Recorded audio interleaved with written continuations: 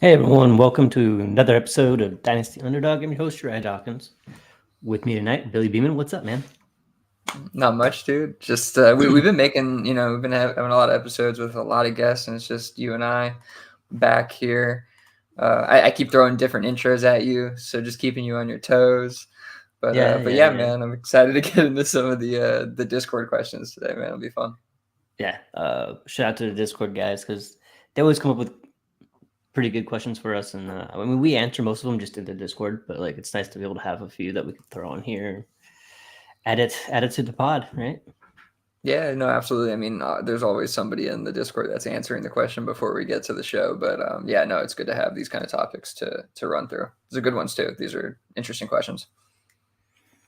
All right, so we'll touch on some news and some nonsense here real quick. Some announcement for the podcast. Peter Howard will be on next week with us. You guys might know him from Twitter at PA Howdy. And then the week after, we'll have Ben Winkler. I believe he's still with DFF. Correct? Mm-hmm. Yep. Correct. Awesome. Yep. No, I'm excited to have those two on. That'll be really fun. Haven't talked. I don't think we've ever had Ben on, but it'll be I think Peter's second appearance on Underdog, so it'll be cool to have him back on here. And I've started a show sheet for him with a bunch of interesting questions, so it should be an entertaining one. Yeah, it's definitely gonna be a little different for us since he's neither a film grinder nor a Patriots fan. So I don't know exactly what Billy's gonna do, but he'll be here. How did he get on this pod? What the hell is going on? All right, so we do have some actual football news, not a whole ton, but Darren Waller officially retired. Gonna take his talents to South Beach or whatever he's gonna do. To the booth. Work on a broken heart. He's actually got his natural deep voice. I've said this on Twitter a couple times. Nobody seems to care, but he's got the voice for country. He could hit some hard country bangers, easy because he's got that deep, rough. He's from the South. It sounds like he rides tractors and shit. But he wants something to do autotune. I do not want to hear at all. No, it's terrible. None of it's good, but he likes it. So happy for him. And hey, if you could retire at 31, that's pretty good life. Yeah, fair. Next one, Justin Jefferson, he got paid. Of course he did, because that's what good teams do to their star receivers. They pay the man before it turns into an issue. So really excited to see what J.J. McCarthy looks like with Justin Jefferson and the whole entire offense. I'm wondering, there's going to be bumps and hiccups and stuff, but I believe, I don't think that Jefferson's going to take too much of a hit without Cousins there. This should be exciting. So if you happen to roster Jefferson, just, wheels up. You're probably pretty happy you still have him. Yeah. I mean, the only thing I'll say about it is I saw maybe his press conference, I think, after he got signed, saying how he's going to, act different. He's going to be the leader of the team. He's, ready to kind of roll now. So, yeah, he's fired up about it, which is a good thing. So I would expect a pretty big, couple seasons here. I don't know if this first year, if McCarthy can, sustain kind of what we've seen from him over the past couple of years, but I would expect something pretty good, like you said. It takes a while for these guys to kind of grow. I mean, it takes a while for all of us to grow up, but I mean, neither you or I were in a situation where we were gifted enough that when we turned 20 or 21 that we're just handed this fame and fortune and stuff. So yeah, I think by the time these guys kind of work out, it reminds me of Zeke a lot. By the time they work out their first contract and they're getting ready for that second contract, you could tell they've matured. So it's kind of nice to see that. Yeah, absolutely. No, it definitely is. All right, I got one for you before we get into. I see this. Into the meat of the I've been show. thinking about it. I'm like, shit. Yeah. Who is this about? DK Metcalf. Yeah. So you said on the last episode when I was editing it, you said you think DK Metcalf is going to be passed around this offseason quite a bit. Why do you think that is? Because this is he's 26, 27-year-old phenom, right? This guy's absolute stud wide receiver, at least by the looks of it. On the field production, fantasy production hasn't quite been there, but he had the ball and chain that was Shane Waldron last year that JSN also dealt with. So there's some reasons for I think some of the low production. So I don't know. What's your thoughts on DK and why he's going to be moved around? So initially, when I saw you had this on here, and had been thinking about it all day, like I wish I had expanded upon it last week because I don't know exactly where the idea got in my head or how I had it figured out, but like it all really has a lot to do with just like production and age. And I think there's going to be probably amongst the community everything like this uncertainty what's going to be happening with Seattle. They're still not really secure at quarterback, right? Nobody really wants to be attached to assets that don't have like a secure quarterback or some sort of secure foundation within the organization. And I think there's going to be some hangups and bang-ups there. If JSN does what we think he's going to do and take that next step, and Tyler Lockett is still no slouch, DK I think will be going back to his normal role where he's getting 4 or 5 targets a game, 6 targets a game, and catch a couple touchdowns here and there. His ADP right now, I think startup is what, wide receiver 21? Yeah, 21. He's 21? dipped from the 5th to the 6th round over the past month or so. Here is what it looks like. Past month. So you're kind of seeing it already. With that said, so wide receiver 21. Last year, he finished as wide receiver 21 on a weekly basis or better 4 times. And I think probably last year, maybe he got more looks than he's probably going to get moving forward. He's hitting the age clip. He's got a really good like in-house name. I think he's super tradable. I think people I think he's still pretty easy to move off of. I believe if you're an owner, you can move off of him and feel very comfortable with whatever you're getting back and not have to worry about it at all. But I think also it's probably getting cheap enough that other people don't see it as like this huge investment, like where you have to get one of the top. He's not tier 1 wide receiver, but he kind of has like that high tier 2 name. I just think it's going to be a player that's going to be moved because of those certain things. And it was interesting last week, the trades that we had. I think we had 3 trades we talked about, and 2 of them did involve DK. Yeah. I think that's why this is kind of coming up, but I do think it was worth kind of a deeper conversation, and both of them were for a 25 first, which again, I think is both a fair buy and a fair sell, right? Like exactly. Kind of like what you're talking about in that range that he's in. Kenneth Walker, Josh Jacobs, Rashad White, Xavier Worthy, maybe, like they're just kind of throwing out names around him that are potential options to kind of either tier down or kind of move sideways with. Like there's definitely ways I think to acquire, to trade him and get plus or whatever it is, because they're like, it depends on the manager and how they view him, because he kind of, like I've talked about this before, transitory value, right? Like he's in flux right now, so there's an opportunity here. It just depends on kind of the manager and how they view his value and kind of how you want to attack that. Like I do feel like he could be a buy for sure for contenders. He has, like you said, he has that wide receiver 1 potential. You know what I mean? So on a weekly basis, like he's boom or bust kind of. But I do think he's kind of gotten a bad rap over the past couple years, because his first year or 2 was pretty solid. And then you were talking about Tyler Lockett.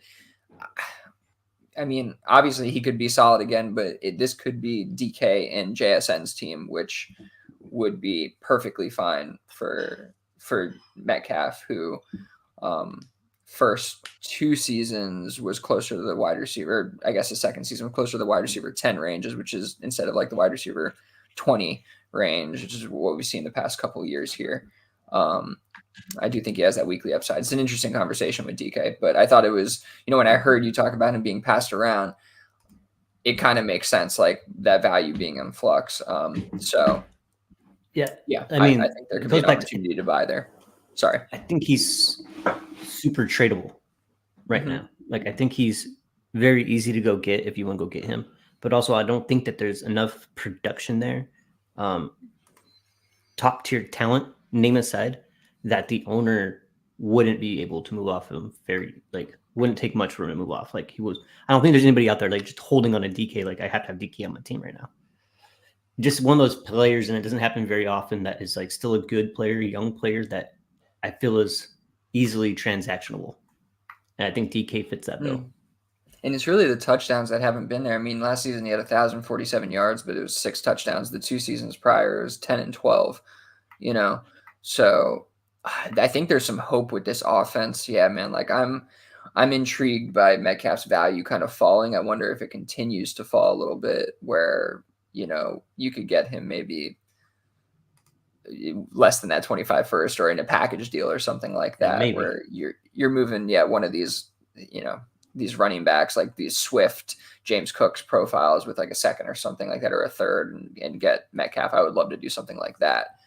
And I think that is possible with kind of the way his value is going. So anyway, all right, good conversation. Cool.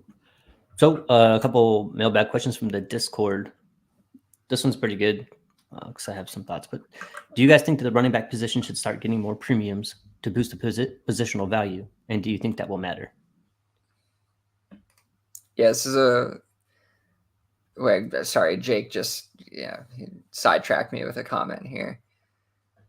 What did he say? He said last week's show that was the same asset in one league moving for the first and the fourth and Pitts in the fourth. Yeah, talking about Metcalf. Yes, it was. Okay, so sorry, back to the question here. Do we think that running back position should start getting more premiums to boost the positional value? Do you think that will matter? You want to take it first? I have some thoughts, but you can totally jump in. Yeah, just in general, I think I don't think that scoring is what's devaluing the running back position right now. I think it's just age and lack of talent. I think what will fix what we're seeing, and it's not like there's a problem, right? There's not like a problem. Like there's still plenty of running backs to roster on your team. There's just not a lot of sexy young running backs right now. I think we've gone like 3 years where like we get like one, and by all accounts, 2025 should be better. We say that every year, but I think it's just really more of a talent thing. If you go and start changing settings in your dynasty leagues with every ebb and flow of wide receiver talent, running back talent. I mean, we've done some studies and done some research where it shows like, it's a cyclical type of deal. In a dynasty league, you can't really have like scoring settings changing every couple of years. I mean, you certainly can, but you're building out your rosters based on the scoring that you had when you started it up. So I'd be against changing scoring based on a lack of talent right now. I just think that you see all these, I mean, this year especially, you see with the free agency, all the running backs going to different places. Like we haven't seen that in a lot of years. It's because there wasn't a lot of really high-end talent coming out of the NFL draft, and these teams knew it, right? So they were to go out there and do the free agent thing to get running backs, which we just don't see very often. I just think it's a lack of young talent in a large mark for us to that maybe we're looking at the running back position a little more harsher than we probably should. Yeah, I would agree with most of that in terms of the actual position needing to be changed, and just to kind of like highlight I think the lack of any difference really in positional value. If we were to do that, I pulled the numbers up. I pulled scoring for 0.5 per first down and 0.25 per carry. And I compared, and I did I calculated the difference real quick between first down in PPR and then points per carry in PPR, just to kind of see what and I have hidden here the actual rank. So, 1 through whatever rank instead of just the numbers. So not much difference, as you can see. Like there's only a couple differences. It really doesn't push anything up, I think, in a discernible way in terms of, you don't see any trends here, right? Of like a specific kind of running back or archetype of running back being moved up based on the different kind of scoring or adding in points per carry or first down. I actually thought there would be kind of a difference there is a little bit more of a difference with the first down stuff. But I don't think it's really discernible. So in terms of actually altering the scoring, I'm not sure that's going to help. But I do think that fantasy scoring in general is a little archaic. Like we're still using fantasy scoring from like the beginning of time, which I mean, sometimes you do want to keep things a little simple, but I think this only made me think about quarterback scoring. And I think that we could probably fix that, like thinking to how Scott Fish did it a couple years back, where, you know, and I think maybe he still does it this way, but where you're applying negative points to incompletions and you know, different things like that to kind of, you know, make the quarterback position match real life, you know, because right now it doesn't really match real life, where the fantasy quarterbacks, they can just run around and score a ton of points. So that kind of thing, that's where I think we could fix scoring. I don't really think running backs is the place to fix scoring. I think that it's more of a talent issue, right? If we had a quality group of running backs outside of like, you know, 3 or 4, we'd feel, I think, a little differently about this, which, you know, and this just needs, I think it just, you change your strategy, right? And it's what I've talked about a lot. It's the hero zero running back strategy. It's kind of fading them out and then learning when to buy them, because there is, you know, a cycle to that kind of thing. I was actually just on with the JWB guys talking about how, again, we don't need to buy running backs in the off season.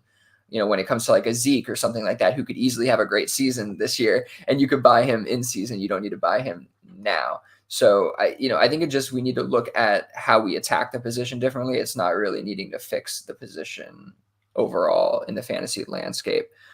Jake coming in, he's sick, listening to the show, watching the show from the couch. I think it's an NFL devaluation issue. Head coaches in the NFL have majorly impacted the usability of running backs by devaluing their overall DC, shelf life, snap share, in my opinion. That's interesting too. Yeah, right. Like it's also kind of just how we view them as a whole, as a position from real life to fantasy. We know they're not as valuable in general, so we devalue the position in fantasy, and it's, you know, changed a lot because, again, like he's talking about usage, snap share, all that stuff. It creates a situation where, you know, guys like James Cook, who in the past wouldn't get any touches, but they're valuable because they're pass catchers now, and they're not getting full workloads, but they're still valuable. But you're not looking at them like Saquon Barkley or, you know, any of these guys of the past who would get like full on volume workloads. So it's more, I think, just in general how they're being utilized, and kind of us having to still continue to shift our viewpoint, understanding that the workhorse running back is really more of a thing of the past. It's more of a rarity. And that's kind of why my strategy is what it is with Dynasty and the running back position, and kind of just like Jake is saying, devaluing it as a whole. I don't need to value it as much. Yeah, it makes sense. I wonder, with that spreadsheet that you had just running backs. I wonder if, what it would look like, points per game type finish if you're not change scoring for the wide receivers, but you change the scoring for the running backs. Maybe we could look at that. Right. Yeah. I was just doing running backs. Correct. Which is fine. Yeah. I'm sure that would push them up a little bit. You know what I mean? Especially at the top. Sure. But I mean, even McCaffrey in those formats is scoring like at most like that, and he's the most by far. It's like 40 points, I think, for the first down, and then like 60 points for points per carry.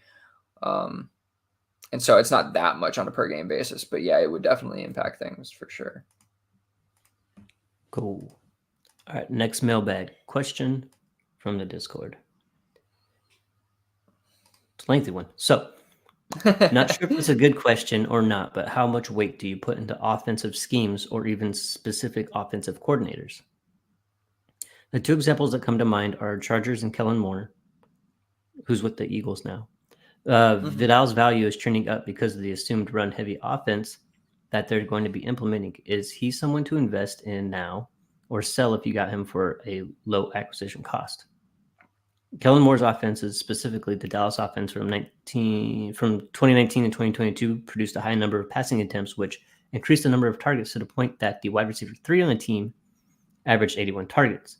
That makes me wonder if you should invest in whoever ends up winning the wide receiver 3 in Philadelphia during the preseason.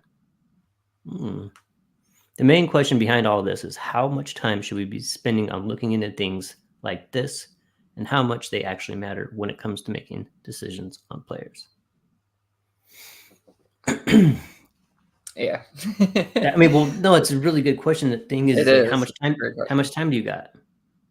question. We Yeah, we spend a sure. lot of time looking at past tendencies of offensive coordinators, head coaches, and game scripts, along with the play of the quarterback and kind of what we could sort of expect out of a certain office, and as far as how many targets per game are you going to get, right? Because even bad offenses could be really good for fantasy because they're behind a lot. They end up throwing the ball quite a bit, right? So if from one year to the next, say the defense, they get a Dan Quinn or somebody else that's actually really good at doing defense, and they're not playing from behind anymore, but they still have a kind of a shitty offense, like things like that could really take effect. So I think there's a lot of value in it, but for me personally, I don't have enough time to actually track all of it. I would love to, and I think it is super helpful. I think it's extremely helpful. The people who do this more on the gambling side of things for DFS and best ball, and they're looking at week 15, week 16, who the matchups are. They're really digging into these offensive tendencies. And I think it's really good. What I think is I wouldn't waste my time doing it myself. I would just try to find somebody who does do that and then do definitely take it into account because it matters. It absolutely matters. Yeah, no, for sure. This stuff definitely matters, and to varying degrees, of course. And you don't have to like necessarily lock all of this stuff in, like, and know every offensive coordinator scheme and all that. But when you're evaluating your dynasty teams, evaluating players, you should be doing that kind of research and going and seeing kind of what's going on with the team, what the new offensive coordinators tendencies are, what they want to do, and kind of just speaking to the couple here that are mentioned first. Yeah, Kamani Vidal's value trending up because of the assumed role. Yeah, we should be interested in that because it's true. That is how Harbaugh tends to run his schemes, right? He wants to be a run-heavy offense, and there are very few options there. Gus Edwards, very old. J.K. Dobbins, very injured, right? Then comes in Kamani Vidal. So yes, we should definitely be interested. Do I want to sell right now for a profit of one round from a fourth to a third? Not really. Like, I think we're really shooting for the upside there. I think with that profile, you're holding and hoping that scheme fit, that scheme potential is going to come true, right? Like, obviously they have Justin Herbert, great quarterback, all that. They want to, I'm sure, lean into him at some level, but Harbaugh has that tendency. So one of these guys is going to be the back who takes the volume, and that's definitely appealing. That's the idea. That's the idea there, and we should be paying attention to that. In terms of the Philadelphia example with Kellen Moore, it's interesting because then you have to take into account who the quarterback is, right? Because like this worked with Dak Prescott, who doesn't really want to run anymore, but Jalen Hurts is a different kind of quarterback, right? And there's only so much volume to go around with him. And I don't know if the wide receiver 3 on that team is somebody who I really want to invest in when it's likely going to be a Goddard or something like that as the third option more than not. And sure, can a wide receiver 3 have some boom weeks? Are they going to try to increase the passing volume a little bit? Yeah, probably. But when it comes to thinking that scheme fit through, I don't know if I'm worrying so much about like the third or fourth option on the team. It's more about what are they doing for the main main weapons on the team, I think. And that's what you hope Vidal is going to be, right? And this conversation also makes me think back to kind of the Seahawks conversation, right? Where, should we be taking this kind of stuff into account? Yes. When it comes to Shane Waldron and how he used JSN, yeah, we should be taking that into account, right? It was really, really poor fit and really poor usage for a guy of his talent and his skill set. So now you look at that situation, you say the scheme is changing. Should we be taking that into account? Absolutely. And these are things we should be focusing on because, again, like I said, to varying degrees, it matters depending on what players are in that scheme, what team it is. I think again, just looking at Kellen Moore, like, yeah, he has a specific scheme, but how I'm going to treat the players from Dallas to Philly is probably going to be slightly different, right? Just based on the players he has, I'd assume he's going to not try to fit Jalen Hurts into Dak Prescott's role, specifically what he does at quarterback, right? They're different. They're different players. And the other thing I guess to think about there is like the running backs and like the McDaniel scheme, or like the 49ers. I'm blanking on his name right now. Shanahan. I saw the lips moving. And Shanahan, but how we are so interested in Devon Achane or Jalen Wright, where in different situations we wouldn't necessarily be.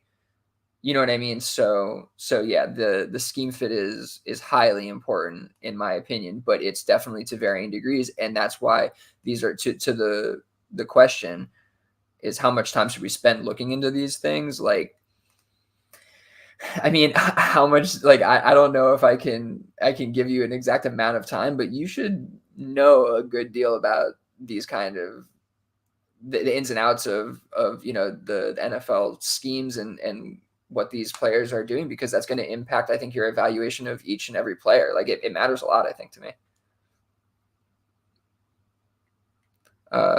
What do we got here? Does it work with Paris Campbell, Anaya Smith, Johnny Tallman, Wilson?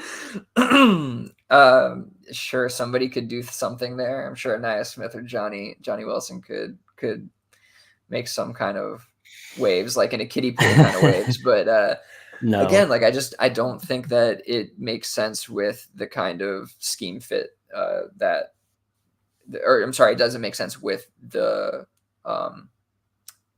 personnel that they have. Yeah. The quarterback. Yeah. Yeah. That's part of the personnel. But they also have two studs. They have Devonta Smith, they have AJ Brown, and then they have a really solid tight end in Goddard, who struggles to get targets anyway. And like the thing with Moore is like, with Kellen Moore, it's like, I don't think that he was like specifically trying to get the third wide receiver involved. I just think that's how it worked out with the players that they had, right? Like, I just, and you know what I mean? And the quarterback that they had in the scheme they were running, like they had to, I think, throw the ball more too. The running game wasn't working that well. Like there was a lot of factors, I think, involved in kind of how that went. And yeah, he's going to obviously try to throw the ball quite a bit, but I think it may be more, how they go about throwing the ball, not necessarily throwing the ball so much more. Yeah. And I think that maybe, obviously some Dallas fandom here, but you look at what happened with Dak Prescott under Kellen Moore, Dak Prescott under Jason Garrett, Dak Prescott under Mike McCarthy. It's all been pretty good. We saw Kellen Moore go over to the Chargers with Justin Herbert. Yeah. And I don't think we saw some amazing offensive uptick there. I know there's a lot of injuries, but so I just don't know if personnel, right? Just like you're saying, personnel. I don't know if I want to say, hey, yeah, this is what happened with Kellen Moore when he was in Dallas, and then just ignore what happened with Kellen Moore when he was with the Chargers, and then expect that what happened with Kellen Moore in Dallas is going to carry over to Philly all of a sudden. So I would be cautious with that. Yeah, absolutely. Absolutely. There was a lot going on there with those two stints. So it's hard to, yes, one-to-one those situations and say, yeah, this is what's going to happen here. So again, yeah, I'm trying to dissect it kind of, I think, on a situation basis. And these are things that I think we probably don't focus on enough, to be quite honest. Like Uriah is saying, like it's hard to do this work on your own. Even if you do the research and go into Google and type in, XYZ coaches scheme, like it doesn't always come up so easily. You do have to go do quite a bit of digging and find out kind of what their history, who the coaches they coached under before were, and kind of like get that. I've actually talked to Jagger about this on the side before. I'm sure somebody will take this idea from me right now and run with it, but creating a database for coach schemes from, head coach to offensive coordinator, really not needing to, obviously it'd be nice to have the full boat going defense as well, because that could actually help us out from from an offensive perspective on the fantasy side too, but really more so I was trying to get an idea of every single team's coach's scheme. And so that when they change teams, you can kind of move that around and see it, and it just be like a really easy thing. I don't know why that doesn't exist, but I do, because it's a lot of work. It's a lot of work. That's why I work. said, yeah, I was like, well, how much time do you have? You know, Yeah, exactly. if you're not That's doing what I this mean. full time, you're not getting paid to do this stuff full time. I don't know if the average human working, 40, 50 hours a week has time to successfully really track all this shit down. Unless you're single. Maybe if you're single, you could do it. Yeah, low key, your job just paying for you to be a fantasy analyst, Yeah. All right. What Jake said, he agrees with that idea of the DB. How does one interpret the scheme usage from CFB to the NFL? That's definitely a challenge, but I think that's more about, it's a mixture of things. It's like, what's the draft capital they got going into the NFL scheme, and you're going to try to translate, what their best skill sets are. But I think a lot of the time, like, it doesn't really matter what the usage, or not the usage, what the scheme was in college to what the scheme's going to be in the NFL. Sometimes sometimes there's, crossover there, and obviously NFL takes from college quite a bit, but yeah, I just don't know how much it matters when they bring them into the league. Like, if they care what scheme they were running. I'm sure for quarterbacks, it matters more if, like, oh yeah, they were running a NFL style offense and stuff like that. But Jake said he was I think of Grubbs from Washington to Seattle. Okay, thinking like that. Okay, from the coaching perspective of, yeah, that's interesting. We have some examples like what, Matt Rule? Yeah, Matt Rule. I mean, also, what's the other one in Washington now who was with Arizona? Well, then you had Cliff Kingsbury. No, Cliff Kingsbury. Kingsbury, who hasn't translated extremely well. Yeah, so the NFL likes to rent ideas from college football. You saw, with RPO and different flavors that they have on the offense, and if it actually tends to work, then all of a sudden it becomes an NFL scheme, right? If it doesn't work, they just send you packing. It's no big deal. Like Kingsbury. Kingsbury. Yeah. They'll bring these guys in, like, hey, you had a pretty slick looking offense there in college. Can this translate to the NFL? And they'll invest, a season or two and see if it works. And if it doesn't, never hear from you again. So, yeah, I don't know if this was Jake's point at all, or if he was thinking this way, but it is going to be intriguing to see kind of what Kingsbury does now that he's getting another chance. Like, is he going to do the same exact thing, right? Like, if we had a database right now, we'd have Cliff Kingsbury's scheme, air raid offense, whatever, from college, you know what I mean? And be like, X doesn't work, right? Now he goes over to Washington, and we still have that in there, right? Like, that's still what he runs, but is he going to kind of update that, change that? And kind of, how do we feel about those coaches that come over and are doing, taking something from college and moving it to the NFL? Yeah, those are always interesting conversations to have. So I think it's often it can often work, because we've seen new things in the NFL kind of catch the league by surprise, but we've also seen Kingsbury fall flat on his face. So yeah, it's a hard read, but I do think it would be good to have it all kind of somewhere where we could see what everybody's tendencies are. That would be like a goal of mine. If it is a goal of mine, I don't have the time. I probably do have the time. God, that'd be a really big undertaking. All right. Okay. Next one, you talk about this? Yeah, absolutely. So this is something that, I was talking to Uriah before he hopped on, kind of giving him an idea of where this topic was coming from. And I was thinking of calling it kind of last year, next year, but it's really kind of about holding on to the past. And I was telling Uriah how when I was younger, probably in middle school, somebody said to me, I was, in redraft leagues and stuff, and with a bunch of my friends. And I remember it was the year that Sean Alexander had like that amazing season for Seattle, right? And I remember that off season, or that, going into the next draft, this person saying, we hold on to last year's finishes way too much in fantasy football, instead of like projecting forward, thinking forward about like what the differences are going to be, what the changes are going to be. And I remember not considering any of those factors. And I don't remember I don't remember exactly, why Sean Alexander kind of completely fell off after that incredible season.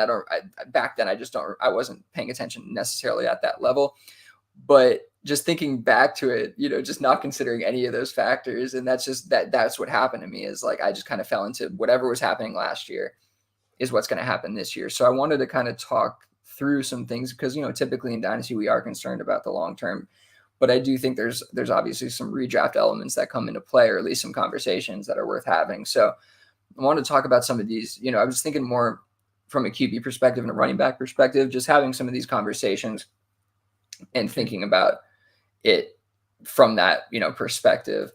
And so thinking about these guys like Kirk Cousins, right, who's been pretty much locked in top 10 quarterback, goes and gets this massive deal, right? And are we still thinking of Kirk Cousins as a guy who can sustain that kind of production? And are we kind of more so, I'm wondering, are we into these profiles overall? Are they worth our time in Dynasty? And we can come back and touch on them, but I'm also thinking of like an Aaron Rodgers, right? And the Garrett Wilson hopium. Like, we're holding on to this idea of Aaron Rodgers, which also impacts Garrett Wilson. Like, we have a lot of Dynasty rankings. Jagger was on last week, has him really high in his rankings. And then, there's also a Deshaun Watson who's coming off of an injury. And we have this idea of him of this, top 5 upside quarterback. And there's a lot of opportunity in these profiles, but they're also risky. And I'm just wondering kind of, the community even seems, if we're going to KTC, looking at like Kirk Cousins, he's below Michael Penix right now. So it's like, this guy just got like a massive 4-year, $100 million, whatever dollar deal. And we're kind of out on him, I guess, now. And I'm just wondering, like, are we doing the right thing? Are we kind of moving on from these guys? Should we be like, how do you feel about these profiles in general, these quarterbacks who kind of the past almost, who we have this almost, what's the word? But we have this like glorified view of them still, right? And are they still that? Yeah. Cousins being below Penix and ADP is kind of weird, but yeah, I mean, you gotta look at what Kirk Cousins specifically. You gotta look at what the team invested in him. The weapons that he has, I'd say arguably he has similar talent there in Atlanta that he did in Minnesota. I don't think any better or any worse. Obviously, the wide receiver in Minnesota is better. But yeah, I mean, if Kirk Cousins' arms still work the way they did before, then yeah, I don't see why not. They're tied to him. You can't bench a guy that you paid $100 million. I mean, you can. It's a terrible look. But I don't, I'm not worried about Kirk Cousins for the next year or two. After that, they could do whatever, and hopefully Penix is there and he's developed and he could be the guy. But I wouldn't be drafting Penix ahead of Cousins right now. And I don't think it's just because I'm holding on to what Cousins has been. I think that Cousins' situation hasn't really changed all that much. And I don't think that one more year, I mean, besides the Achilles. But if he's cleared to play and he could do it, he's not like out there running around and making cuts and shit. Like, I don't think it's that big a deal as long as it's comfortable. So I'm not afraid of Kirk Cousins there. Aaron Rodgers, Garrett Wilson. Garrett Wilson rookie season was really good. And I think we do hold on to that. And obviously, Aaron Rodgers was really good for so long. It's really hard to imagine that he still can't be. So I think this one could be a trap. Going back to what you were saying, like, obviously, Aaron Rodgers 2022 was pretty good. 2021 was pretty good. What, those were 2 like MVP type seasons. Does he still have it after being really, really old? With the Achilles injury coming back? And is Garrett Wilson really that dude? He looked like he sure could have been, but now we're going on to what, year 3? So these ones do look like they could be a trap. They could be holding on to, last year or what we perceive to be a good year at some point in these guys' careers. Deshaun Watson, same thing. Like, honestly, he's one that really, in the context of this question, Deshaun Watson, I feel, is one of those that, like, you got to let go. That's great. I I mean, hear you. dude was so good for fantasy with his legs, with his arm. But we've seen what like it's kind of a full season in a way, like part of a season since he's been back. None of it's look good.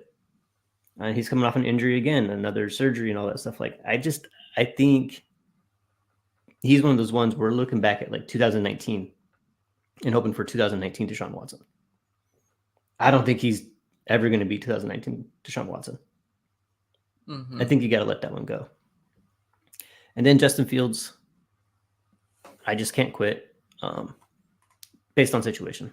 I think that he's probably in the best situation that he could be for a young quarterback like that. Underneath Tomlin, like as a player, is there a coach in the NFL right now that you'd rather play for than Mike Tomlin? Very few, yeah. Say again, sorry. As a player in the NFL, is there any coach that you'd rather play for other than Mike Tomlin? Like not very many, right? Not many. No, he's been Like he's a McVay, great players McDaniels. coach. Yeah, absolutely. Yeah. Yeah.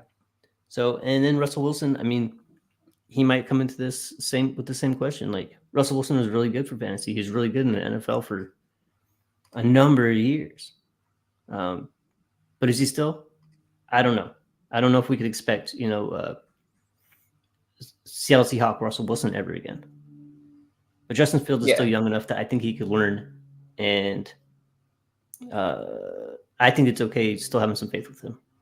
Hopefully, I didn't go through this too fast, but those are all my thoughts about all those guys. No, not too fast. I think Justin Fields is an interesting one because thinking back to just like last year's, like tied for 8th in points per game, and you see that kind of that ups obviously points per game with him. It's he didn't play all of them, but like putting it out there because that's what people are holding on to. You know what I mean? That's the excitement with Justin Fields. That last year, it's like that's what happened, and I just even looking at Wilson last year, I think people look at that maybe in not the right light.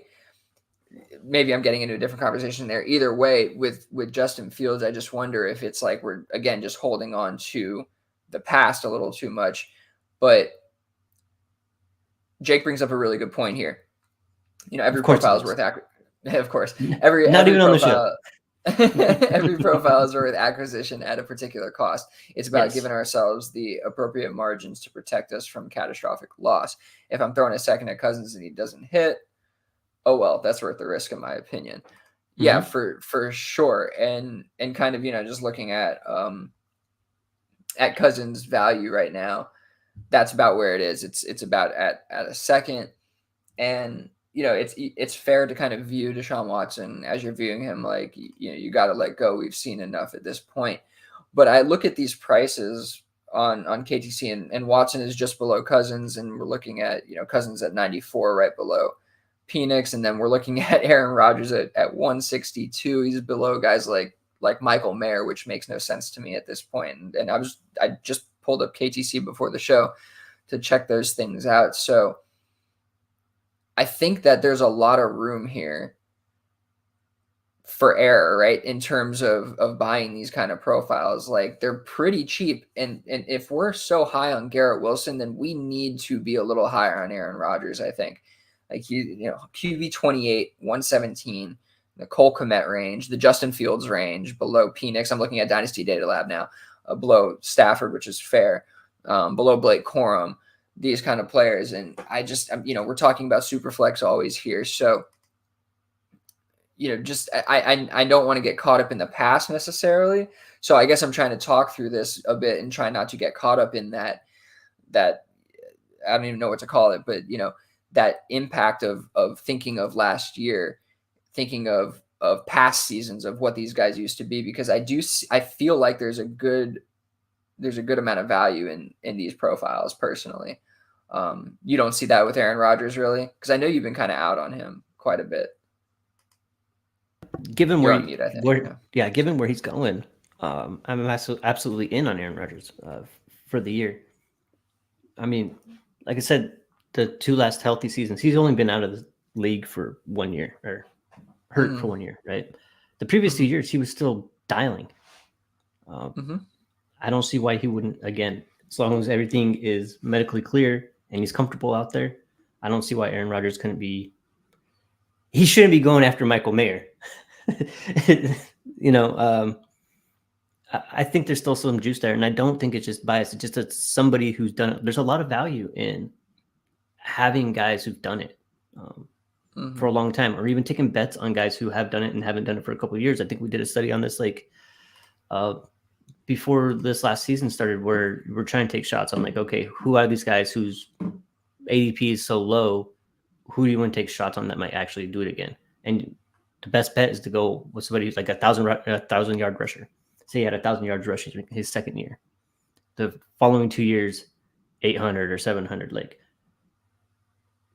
there's a chance that he could go for 1,000 again because he's done it before. I mean, that's maybe not the best example, but like, there's a lot of value in having the guy like Kirk Cousins, Aaron Rodgers, who you know go out there and do it, right? Whereas on the flip side with like Justin Fields, I think to your point, if I'm gonna ever get there, is he hasn't quite done it at a sustained amount of time, right? He hasn't done it a long time where you could say, hey, yeah, I'm not just looking at last year, but I'm looking at 2019, 2018, 2017, this guy was still a dude, right? That's a whole lot of difference. Right. Than being like, hey, he had like 6 really fire games last year. I think that's where you got to be kind of careful. Yeah. No, that makes a lot of sense to me. That actually is, you kind of took it where I wanted. One last question on these quarterbacks. I don't like I haven't studied your rosters necessarily enough, but I know I know how I go about it, and I feel like generally we're not like, I mean, you have implemented actually some pretty QB heavy rosters, so I can't speak for you at all here. I can't speak for you at all here, so this is actually good that I can ask you this question. Would you feel comfortable with a competitive roster running your QB2 spot with a combination of Aaron Rodgers and Geno Smith, or Aaron Rodgers and even Baker Mayfield or Kirk Cousins? Even like, we can take it to the 2 guys we're talking about. Would you feel you have, say, whatever, Kyler Murray, let's go with that, you're right, your QB1. Sure. Would you feel comfortable with your QB2 spot running with like those 2 guys? Yeah, absolutely. Especially if I had them both. Okay. Okay. So that way, if I have, I have, say, Rodgers is my normal QB2, I'm perfectly fine with that. But I'm not perfectly fine with only having 2 quarterbacks on my roster that are starting every week.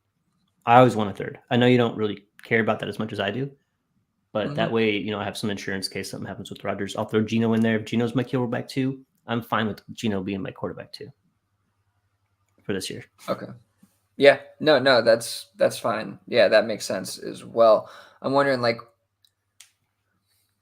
so yeah, I just to speak to the roster construction, if you're doing it that way, I think you need to be really solid at tight end and wide receiver, like really solid, and hopefully you have like a pretty substantial producer at running back, at least one of them. But if you're going to do it that way, you're going to have to make up those points elsewhere, right? And you're going to have to, because that QB2 spot is going to be more floor than it is going to be ceiling. You know what I mean? So you're going to have to make up those ceiling points elsewhere. So just speaking to kind of the roster construction, if we're doing it that way, which I do typically like to do it that way, because again, I think you can get some of these profiles later and for, cheap. Like, Geno Smith is totally undervalued too. I know, like, we're talking about last year again and how terrible he was. And I think even myself, like, holding on to that specific finish, like, I've devalued him definitely too much. And looking at Dynasty Data Lab, he's below Aaron Rodgers, which doesn't quite make sense. Like, I know that he could be out of, I know his contract situation isn't amazing with Seattle, but if he has a bounce back year, he's going to be starting in the league. Like, it's just, it's pretty much facts. So having him, QB 30, there's just some value, I think, in looking back to last year and asking yourself, being discerning and asking yourself these questions, like, like, what is actually, like, is last year the new trend for this player, or was it just kind of a blip on the radar, right? Which I think can happen. Jake, coming in one more time, what about a QB moving in the opposite direction that seems to not be encapsulating his historic risk embedded into his current value? Kyler Murray finished last year with only 3 top 10 finishes. What about a QB moving the opposite direction that seems to not be encapsulating his historic risk embedded into his current value? Gotcha. Right. So yeah, Kyler Murray not being the player we expected him to be on a per game basis last year coming off the injury. He looked okay, and some of them finished last year with only 3 top 10 finishes.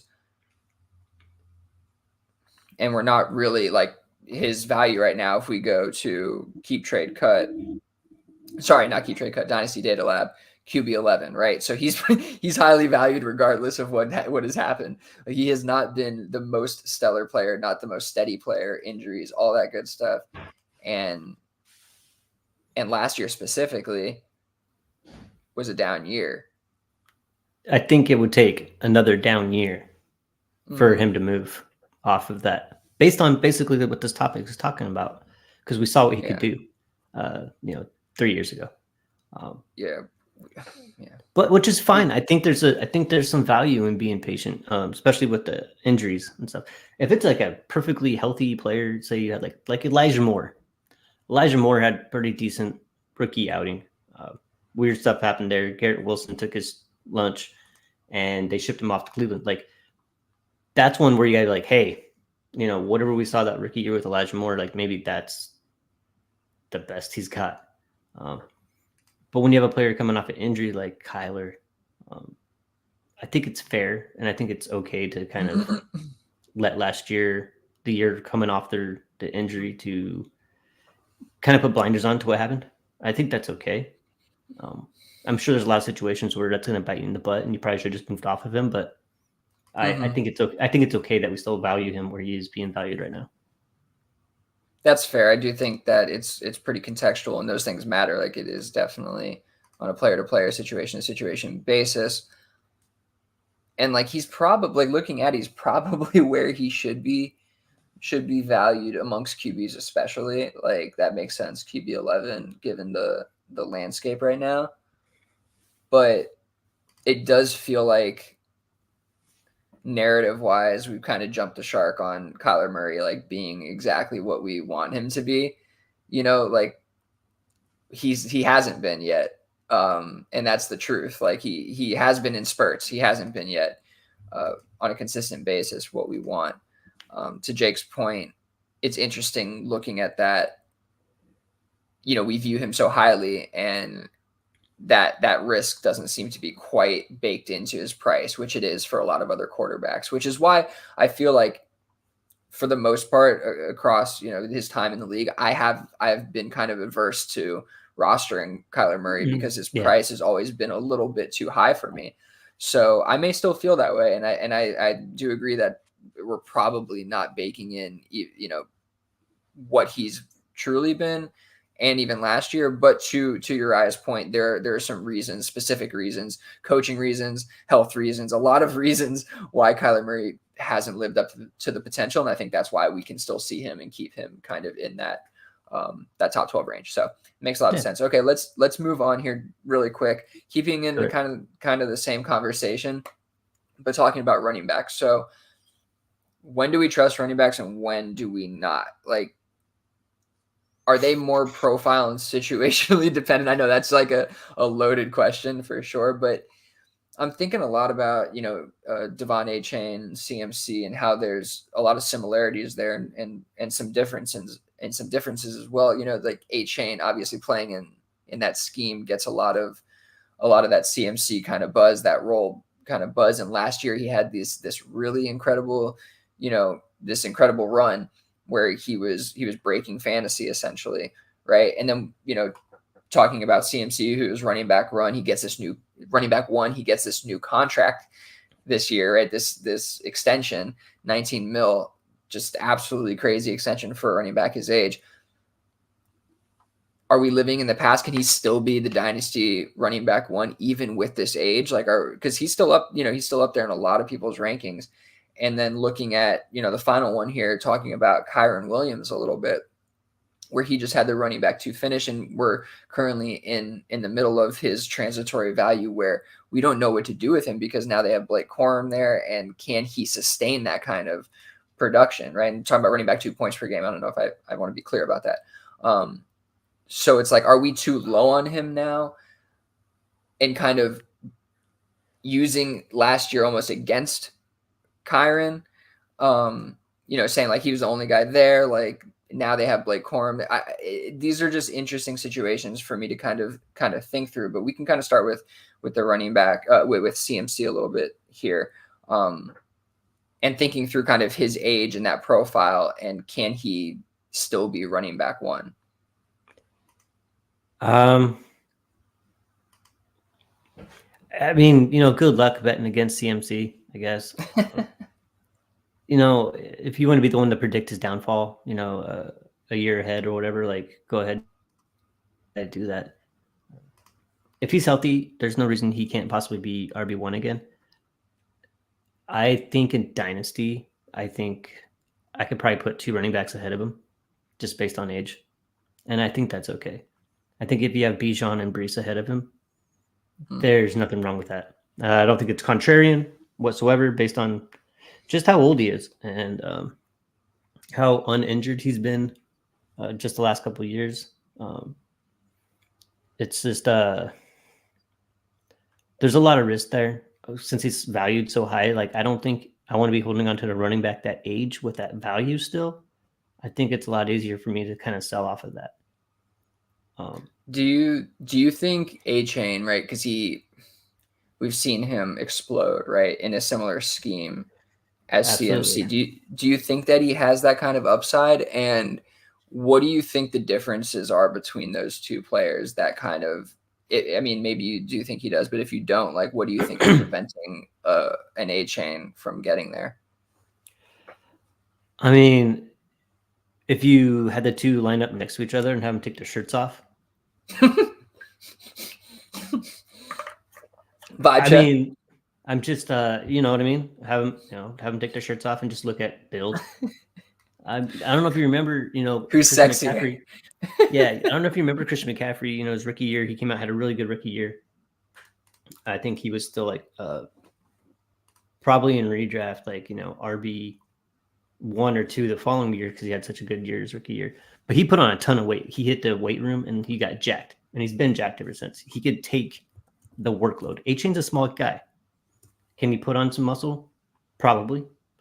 But they're just they're built different. They're literally built different.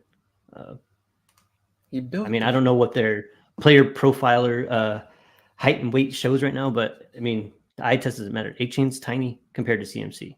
So I think there's a lot of difference there. CMC has just done it every year for so long that it's really hard to bet against them. A-Chain did it for like a solid 6 games in a row and got hurt. And then came back and was okay. It's just different. They're just different players. Yeah, no, I mean, I don't see A-Chain becoming the next CMC. Appreciate that distinction there, making that distinction. Yeah, no, I mean, we got, I think, a question in the Discord maybe, or somebody may have asked me personally kind of about buying, A-Chain and that CMC type potential. And it was really the durability portion of it that I was trying to highlight, how incredible of a run it's been for CMC and how he's been able to maintain that health over so many years and over so many touches. And even him, he's had I think a season-ending injury before, but came back strong. So, talking about him specifically, talking about him specifically with the running back 1 stuff, I get why we kind of stay there and hold on to it. I kind of do want to come back to A-Chain and talk about something in a minute, but I do want to move to Kyron because I think it fits here. Talking about Kyron Williams, right? He's not CMC, he's not CMC either.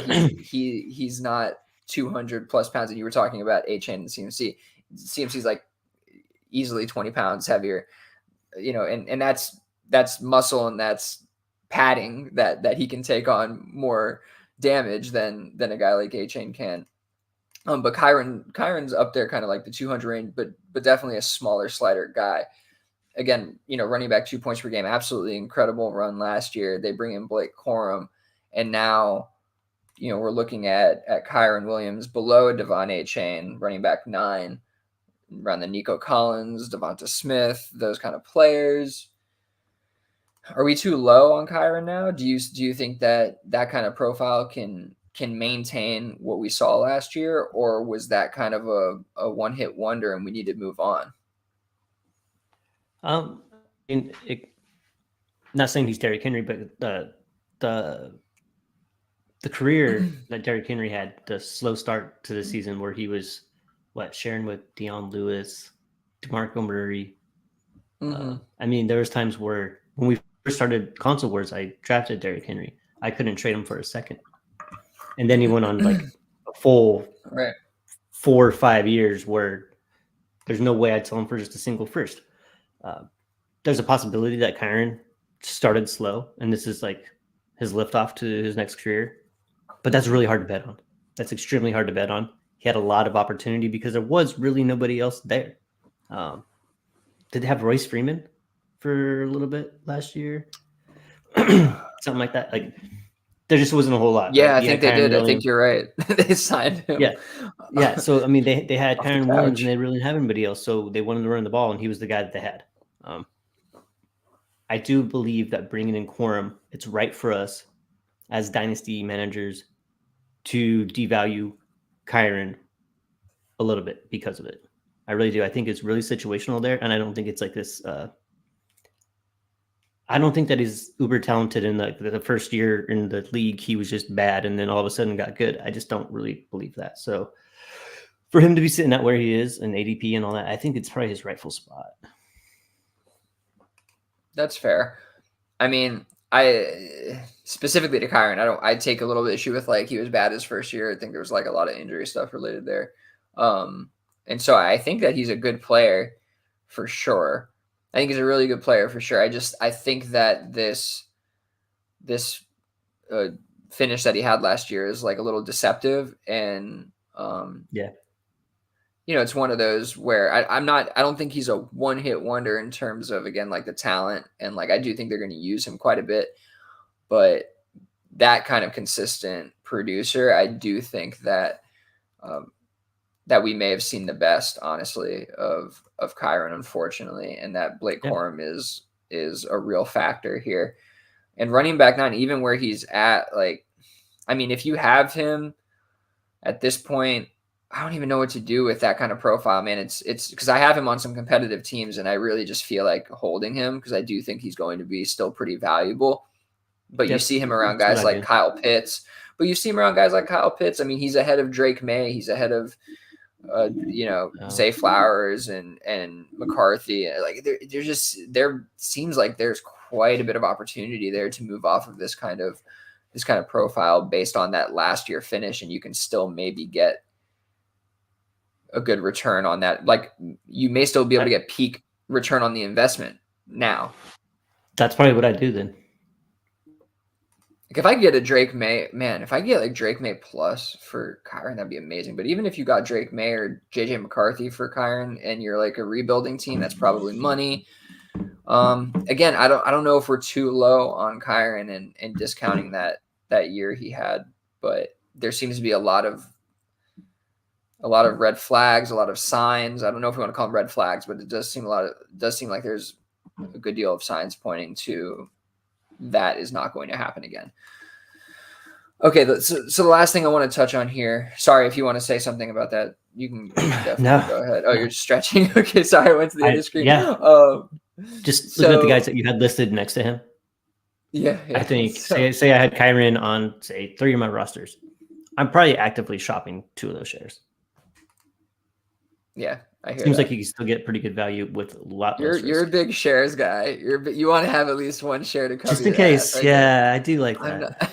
I'm not big on that. I feel like, I don't know. That's definitely like a portfolio thing. I don't really feel like I never want to be like as much like that. 100% wrong. Or 100% right? No, I do.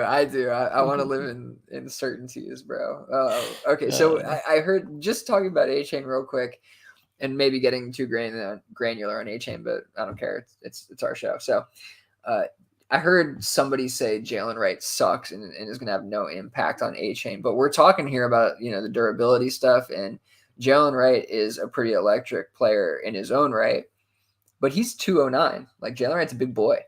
He's coming in here. So, I mean, do you view it that way? Do you view it that he's not a threat to A-Chain at all? Or Mostert? No. You got to. Oh, man. I mean, if I had just a history of every running back associated with Mike McDaniels, Shanahan, and everything, like, no. Like, every single running back on any of those coaches' rosters is a threat to the guy who got the ball first. Like, a guy named Jeff Wilson. He was a guy who people were like, he might be a top 10 back, like when he was playing for Shanahan. They're all a threat. The only reason that whatever's behind CMC is not technically a threat unless he gets injured is because CMC is a dog. A-Chain hasn't proven to be a dog, right? So even in the interviews with McDaniel there, he said, it all starts with Mossert, which I fully believe he fully believes. And then you have A-Chain. And then Jalen Wright, he doesn't suck, though. Like, I know he doesn't. Billy has the tape to prove it, and there's some numbers to back it up. Like, he doesn't suck. So that's just nonsense. That's just nonsense. Yeah. Will Jalen Wright probably get more carries this year than A-Chain? I don't know. But will he be a factor? I mean, absolutely. I'm not saying that. I'm definitely not saying that. But I also saw this, I think in the same conversation, and I'm not going to like drop names or anything, but in the same conversation, I saw that Jalen Wright has terrible vision, which at the second level, I do think that the vision can break down, but Jalen Wright's a pretty damn good player. And I know Tennessee, the scheme and everything, they opened it wide up for him. Like there was clear opportunities for him to exhibit vision in the open field, an ability to make guys miss, an ability to read the defense in front of him and make, early decisions based on that. So I don't really quite agree with that, but also going back to kind of the CMC A-Chain conversation, it's a volume thing too, right? Like A-Chain is never going to get the volume that CMC is getting, both from a pure carry perspective. Like he's probably never going to see more than 12 to 15 touches in a game, like ever. And that's probably on the high side for A-Chain, where CMC is, easily seeing 20, and then he's getting another 5 catches on top of it in the same game at least. So, the volume is such a massive difference too when you're looking at projecting, like, can these guys be this, or really be the most elite at the position. So bringing it back to Jalen Wright, though, who else is going to get those touches? Sure, it starts with Raheem Mostert. Who best profiles as Raheem Mostert's replacement? Probably Jalen Wright. Like, fast, slasher. Like, Raheem Mostert's going to be 32 years old this season. Like, what running backs have you heard of that are successful at 32 years old? Like, Latavius Murray, and successful is stretching that word, using that term very loosely. So I see a lot of opportunity here in this backfield that is being discounted. And the names are not A-Chain or Mostert. So yeah, I don't know what this conversation was supposed to be, and I don't know if it was coherent at all. I hope it was, but that's where I'm going to end it with the last year, next year thing. You're on mute still. You're on mute. I keep muting. Yeah. For the end of time. I'll just leave it. Yeah. Jalen Wright does not suck. All right. So let's finish this with some trades and non-trades. Yeah, let's do it.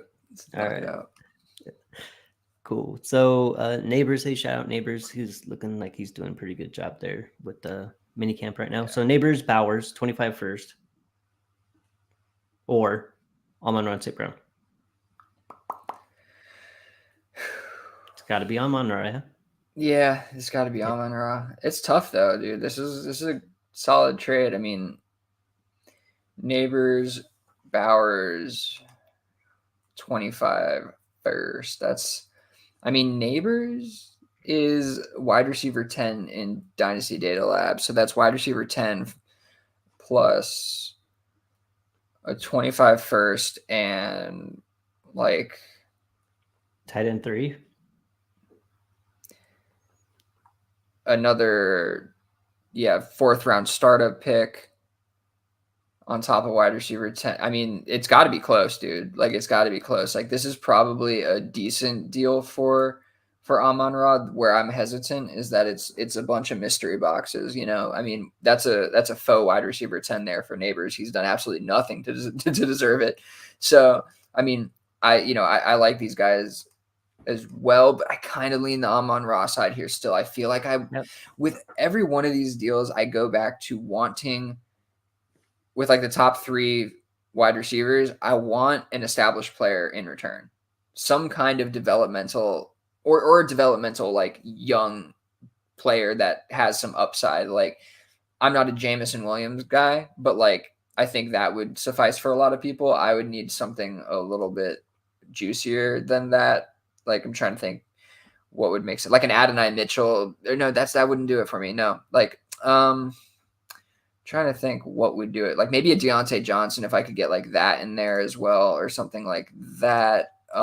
Switch things around. I'm not sure exactly what it would be, but I want something that I'm like very confident is going to still be, on my team in a year from now. And like, you can't say that with all these players. You should, but you can't. I'm with you there. Marshawn Lloyd, a lot of hype right now for him, for 26th, 2nd, and 3rd. Yeah, this is I mean, those picks are far enough out where like I'm probably comfortable with the Lloyd side, but it seems like a bit of an overpay. It does seem like you don't need to do it. Like, I feel like you could get away with just sending a second for Lloyd. Yeah, I agree. All the reports from camp are pretty positive in Lloyd's favor right now, which is good. I mean, he still got to be better than AJ Dillon, and hope Josh Jacobs doesn't do all the work there. But I think you probably could have got this done for like a 26-second. Somebody wants to kind of reset wherever they took Lloyd. They probably took Lloyd, in the 3rd? Yeah, most likely. That's where he's been. Yeah. If you could turn that 24 3rd into a 26-second, like, I feel like that's fine. So moving off of Lloyd for the 2nd and 3rd, I think I probably wouldn't look back. Yeah. No, it's fine both ways. I would probably be okay with taking those picks as well. But like, I get why this is being done for Lloyd. Like, you hear the hype, Josh Jacobs it's just one injury away from him being an absolute monster and really getting a first for him, maybe instead of, a second kind of thing. So I can see also sending these picks away, hoping that happens. And then you can move off of him for, greater value later. So I get the move here. It makes sense to me. All right. Jamison Williams for 25 2nd. Seems fine. Give me the second. Give me the second. I don't have much to say. I'm not going out and trading for JMO. I mean, those who listen or know me at all know that. But yeah, it's fair. It's worth a shot on JMO because 25 2nd is probably what it costs to get him. But I'd take the pick. Yeah, definitely taking the pick. I mean, I'm just looking at Jamison Williams, and Keenan Allen's probably, I guess he's old as shit, but like, I'm just looking around here. There's a lot of players I think I'd take over Jamison Williams. He's wide receiver 50, 122 overall, but there's, Ben Sinnott, Goddard, Jalen Polk, there's Blake Corum in the range, Deontay Johnson. There's a lot of players like in this same sphere. I really want to move off of Jamison Williams ASAP, and I feel like it's very possible right now because you're getting a lot of the buzz, about, he's going to, we want him to be the wide receiver 2 next to Amon-Ra, yada, yada, yada, the coach speak, offseason nonsense. So now is the time to capitalize. That's what I would say. All right. Puka for a early 25 1st. You hope it's early. Yeah, I mean, if you're pretty confident that pick is going to be 101 through 104, depending what you need to do with your team, that's probably a fair price for him. Me personally, seeing what Puka did, me personally, if I had Puka, I would have sold him last year like an idiot. And but seeing what Puka did, actually, it probably would have been a good process. But I would keep Puka for a singular 25 1st. Yeah, like I get like this is a DU2 trade, I think. And like, or no, maybe it was DU3. One way or another, it was a DU listener league trade. And I remember seeing it go through, and I remember looking at the teams, and like the pick is probably going to be high. And the team is like not competing this year. But again, it's like, it's a projecting out, the QB class is not supposed to be great next year. So the top of the draft, like if you are rebuilding, you're not getting the most out of that pick anyway, out of like what the value of that pick could be, like this year, how valuable the picks became in the top 5. So with that said, I would need to cover my ass completely by adding on another second, or even maybe another first. Like you should be getting multiple first, like this. We're talking about he's wide receiver 6. Like he's a second round pick overall, like in startup drafts. He's a second round pick, wide receiver 6 overall. Like you should be getting multiple first round picks, closer to the Amon-Ra deal we were talking about. Not necessarily there, but you should be getting like Neighbors Bowers, right? For a Puka kind of thing, Yeah. or like Perfect. or Neighbors in the first or something like that, Yeah. right? Where you're like, you hope that Neighbors is half of what Puka was last year and returns that value. I mean, obviously Neighbors' value is up there, but that's the kind of, I think that's what I would be looking for personally. Yeah, something like that. That's crazy. Right. It was crazy that happened. Last one is Jamar Chase for 325 firsts, which is essentially what they did with that first trade. Amon-Ra for Neighbors Bowers in a first. That equals Chase. Same with Puka. It should have been a lot similar to that with that Puka trade, but this one I think Chase is probably worth 325 first. I think this is perfect value for him. It's not enough for me. This was a trade that was sent to me and I declined it. Like again, it comes back to like not having. It's just a bunch of mystery boxes, and like I guess if your team is that desperate and you really need to, you're having trouble trading and all that. Like this is obviously a fair enough trade. I agree with Uriah. It's like fair enough for sure. And one of the picks was probably going to be top 5, maybe even top 3. You could say whatever. But like I don't like living in that world of projection necessarily. So again, I decline this. I think I would do it with, again, one of those like developmental pieces added on, like 3 firsts plus a guy who I already believe in that could maybe take some strides. You know what I mean? But it just feels like giving up Chase for 3 mystery boxes a year out from now in a class that, doesn't have a lot of great QBs to kind of bolster it up at the top. Like it just seems like bad process right now. Like, can I not get those 3 firsts down the road? Like probably, like what's the difference in Chase's value now and in playoff time, other than the person needing him a lot more than he did now, so it's like I feel like I could press this situation a little bit more, and you should. These are the best of the best dynasty assets you could possibly roster. You should. Me and Jake talked about this on that video we did, buying elite QBs and wide receivers. Like we were saying, buy them because of this reason. Like you can get them for lower value generally than they should be for a lot of different reasons, whether it be the managers in a tough situation, whether it be that they devalue them now, compared to what they should be valued, for the Joe Burrow injuries or whatever it is, like there's a lot of reasons to go out and buy these profiles because you can generally get them cheaper. It's hard to properly value them with multiple assets. You know what I mean? It's hard to say. So a lot of the time, I do think that benefits the manager selling the mystery assets because you just don't like you don't know, and it's exciting. It's like a bunch of a bunch of gift bags that you can open up down the road, but it's enticing. But it's generally not enough. I feel like you need more.